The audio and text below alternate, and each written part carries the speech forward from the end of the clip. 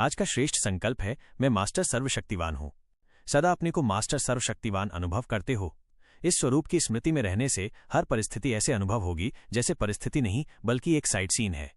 परिस्थिति से इंसान घबरा जाते हैं, लेकिन साइट सीन यानी रास्ते के नज़ारे होते हैं तो उन्हें सहज ही पार कर लेते हैं, क्योंकि नज़ारों को देखकर खुशी होती है, घबराते नहीं।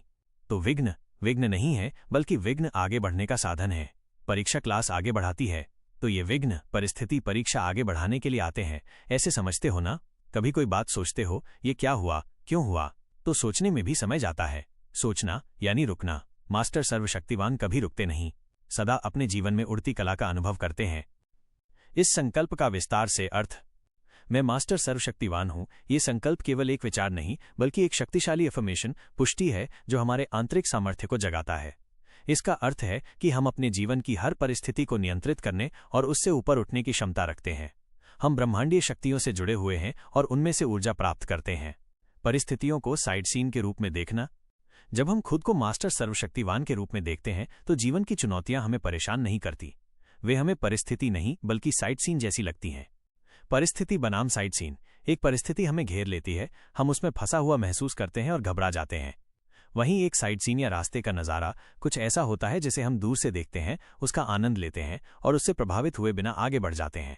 जैसे यात्रा में आप सुंदर नज़ारे देखते हैं, पर वे आपको रोकते नहीं बल्कि आपकी यात्रा को और खुशनुमा बनाते हैं। मानसिकता में बदलाव। ये सोच हमें चुनौतियों को देखने का एक नया दृष्टिकोण देती है। हम उन्हें रुकावट नहीं बल्कि यात्रा का हिस्सा मानते हैं। विघ्नों को साधन के रूप में समझना। यह अवधारणा सिखाती है कि हमारे सामने आने वाली बाधाएं, विघ्न वास्तव में हमें रोकने के लिए नहीं बल्कि हमें आगे बढ़ाने के लिए आती हैं। परीक्षा और विकास। ठीक वैसे ही जैसे स्कूल में परीक्षाएं हमें अगली कक्षा में जाने में मदद करती हैं, जीवन की चुनौतियां भी हमें आध्यात्मिक और व्यक्तिगत रूप से विकसित होने का अवसर देती हैं। वे हमारी शक्तियों को परखती हैं और हमें मजबूत बनाती हैं। प्रगति का मार्ग। जब हम इस सच्चाई को स्वीकार करते हैं कि विघ्न हमारे लिए आगे बढ़ने का साधन है, तो हम उनसे डरने के बजाय उनका स्वागत करते हैं। वे हमें नए कौशल सीखने, अपनी कमजोरियों को दूर करने और अपनी असीमित क्षमता को पहचानने में मदद करते हैं। सोचने में समय बर्बाद न करना और निरंतर प्रगति।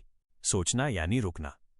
जब हम किसी समस्या पर अटक कर बार बार सोचते रहते हैं कि ये क्यों हुआ या क्या हुआ, तो हम अपना कीमती समय और ऊर्जा बर्बाद करते हैं। ये ठहराव हमें आगे बढ़ने से रोकता है।